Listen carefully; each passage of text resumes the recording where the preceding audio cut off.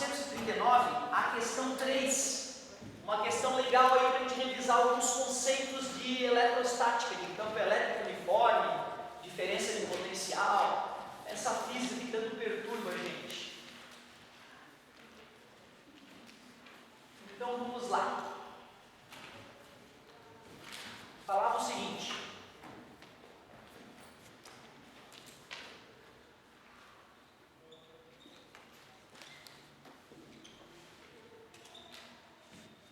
assina a alternativa que preenche corretamente as lacunas do texto na ordem que aparece. Na figura que segue, um próton de carga mais E encontra-se inicialmente fixo na posição A em uma região onde existe um campo elétrico uniforme. As superfícies equipotenciais associadas a esse campo estão representadas pelas linhas tracejadas. Então tem lá uma superfície equipotencial de 600 volts, uma de 500 volts, uma de 400 volts, 300 volts, 200 volts e 100 volts. Só vou colocar as primeiras. Da última. O cara estava inicialmente no ponto A, que era a linha de 500 volts. Ele me diz que a distância entre as superfícies equipotenciais é 0,1 metro. E me parece que ele vai para a posição B.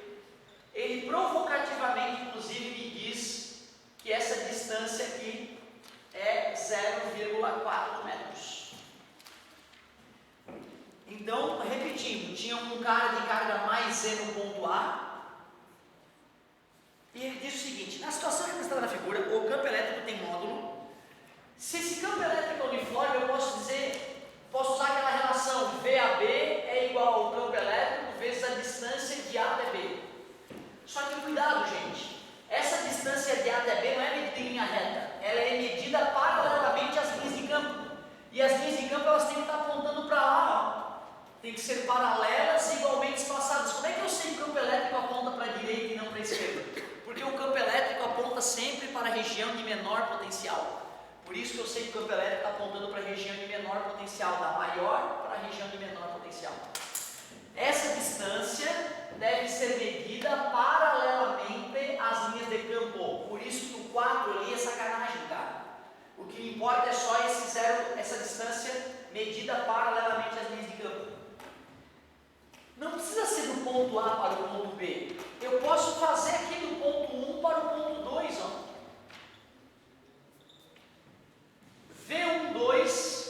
V12 é o campo elétrico vezes a distância de 1 até 2.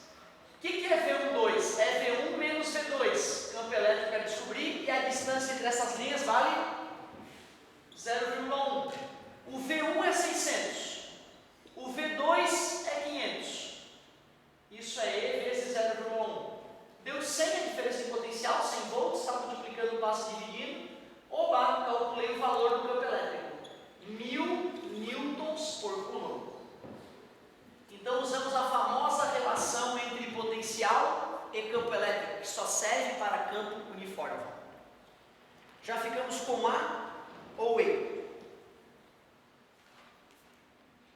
O campo elétrico tem módulo 1000 newton por coulomb e aponta para a direita, porque o campo elétrico sempre aponta para a região de menor potencial. Então já ficamos com... ainda temos aí entre a letra A e a letra C. Direita. Última colocação do cara. E o mínimo trabalho a ser realizado por um agente externo para levar o próton até a posição B é de... Diferença de potencial entre o ponto A e o B é o trabalho para levar a partícula de A até B dividido pelo valor da carga desse agente. Qual é a diferença de potencial entre A e B? VAB, como eu já disse, é VA menos VB. VAB, então, é o VA que vale 500 menos o VB que vale 200. Então, a diferença de potencial entre A e B vale 300. 300 é igual ao trabalho para levar a partícula de A até B multiplicado pelo valor da partícula. Como a partícula é positiva, mais E. Está dividindo, passa multiplicando. O trabalho para levar o cara de A até B é 300 vezes E. E na verdade vai ser... Aí é que tá, cara. Essa aqui um detalhe perigoso agora. Calculei tudo, tá vendo? Calculei tudo. Agora tem a parte de interpretação. Deixa eu ler de novo a parte final. É o mínimo trabalho a ser realizado por um agente externo para levar o próton até a posição B é de... O próton estava fixo na posição A. Se eu soltar ele tende a vir para cá. Ele tende a vir para cá. Espontaneamente. E a força elétrica realizaria esse trabalho.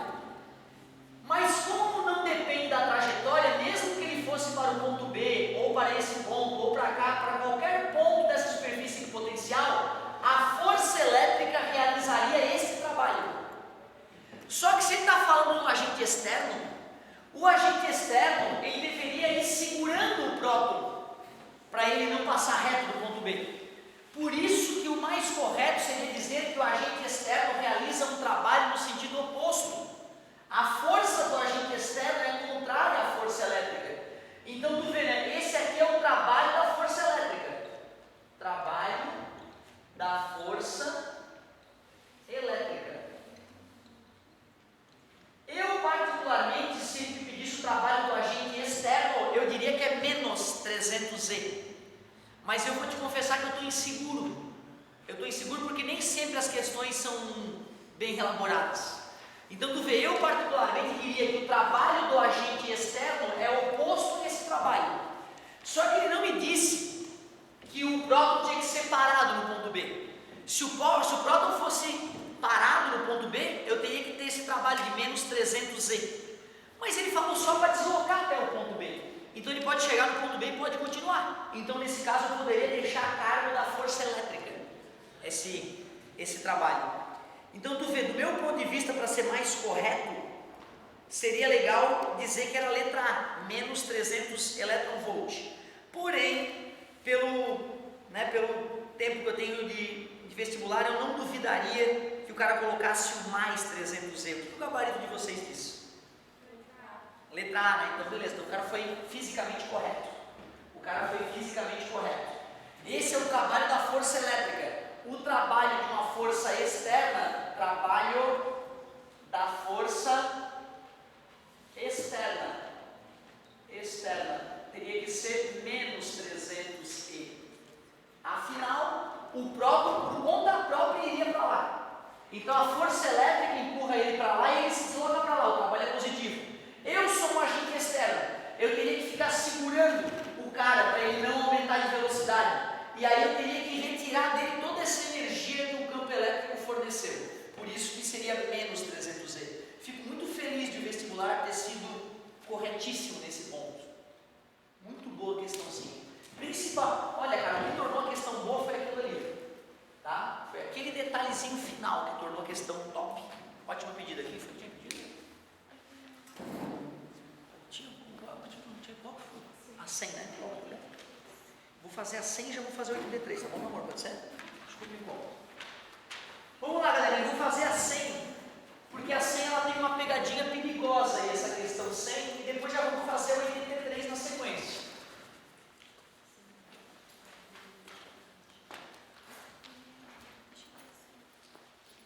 Duas questões legais.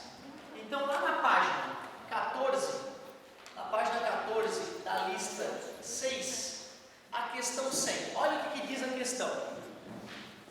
Essa questão cabe aqui assim. Uma lâmpada fluorescente contém em seu interior um gás que se ioniza após a aplicação de alta tensão em seus terminais. Após a ionização, uma corrente elétrica é estabelecida e os íons negativos deslocam-se a uma taxa.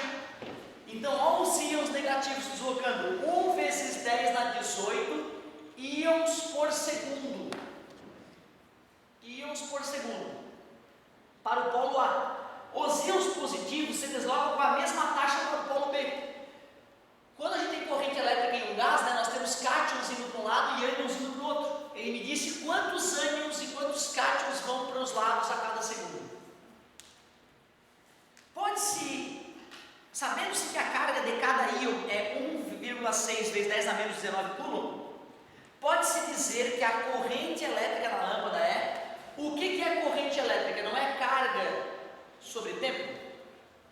Se cada íon desse carrega uma carga de 1,6 vezes 10 na menos 19 coulombs, eu posso simplesmente pegar a quantidade de íons, multiplicar pela carga elementar e descobrir que a quantidade de carga carregada por cada íon, por essa quantidade de íons, é 1,6 vezes 10 na menos 1 coulomb.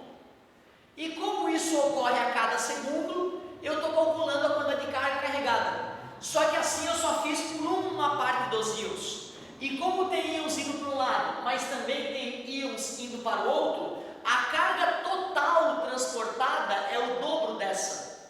Porque tem íons positivos indo para um lado e íons negativos indo para o outro. Eu só calculei o dos negativos. Faltam os positivos. Vezes 2, 3,2 vezes 10 na menos 1 coulomb.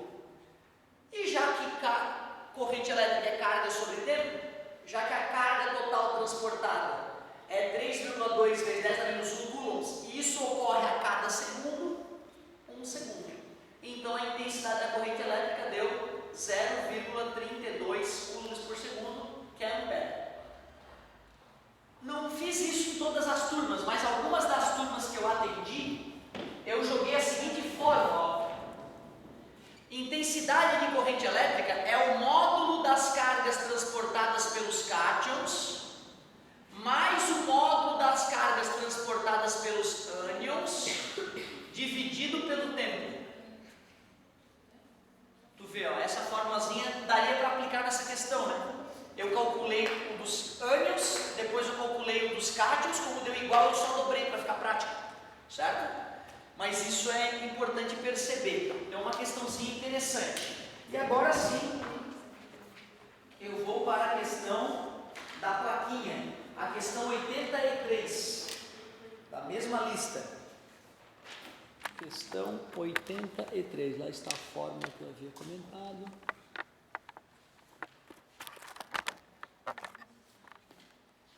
Vamos emendar uma na outra aqui.